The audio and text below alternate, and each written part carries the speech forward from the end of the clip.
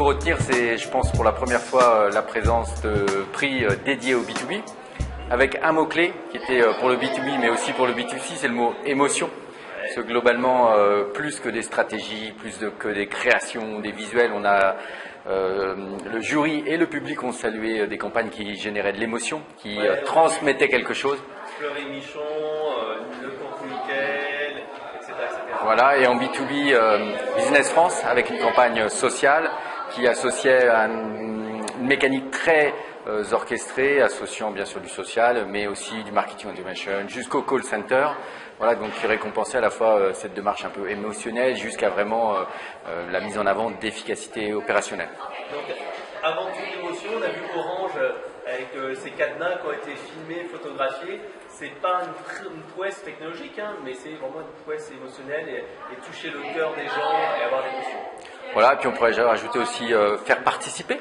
Parce que dans cette campagne Orange, ce qui était intéressant, c'était d'aller chercher tous les gens qui avaient depuis des années déposé les cadenas et essayer d'aller retrouver. Et moi, j'ai retenu une chose, c'est que ça a permis à Orange d'aller chercher des personnes dans les pays où n'était pas la marque Orange et aller faire découvrir cette marque Orange.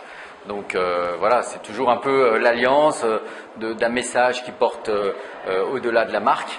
C'est bien sûr quelque part la technologie et puis sa diffusion, parce qu'il faut aller chercher les gens. Et donc c'est toujours cette alchimie entre toutes ces exigences et toutes ces idées qui font qu'une campagne est réussie ou elle ne l'est pas. Alors justement, qu'est-ce qu'on va apprendre au Marketing Summit, au B2B Summit, que tu vas organiser donc, dans quelques jours? Qu'y va-t-il y avoir d'intéressant?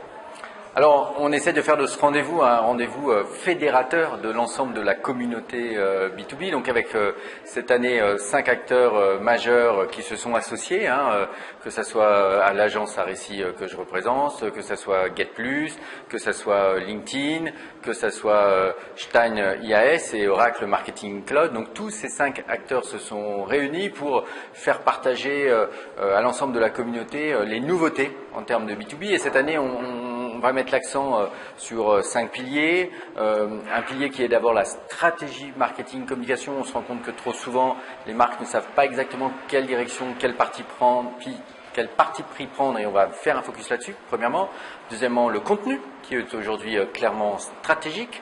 Ensuite, le marketing automation et l'ensemble des outils qui permettent d'engager les cibles plus avec des outils technologiques. L'IP tracking, on en a parlé ce soir, on en parlera encore lors du B2B Summit. Et enfin, le social, qui est aujourd'hui fondamental, que ce soit le social retargeting média et aussi surtout le social selling qu'on va mettre en avant avec cette nouvelle approche que l'on cherche à faire prendre aux commerciaux, d'avoir les bons réflexes sociaux, parce que c'est eux qui finalement ont les bons contacts dans leur carnet d'adresse LinkedIn.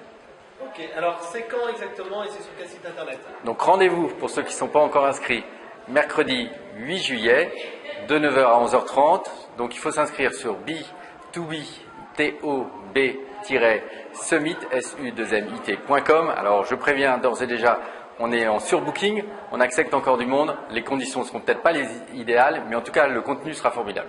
Ok, merci. Merci.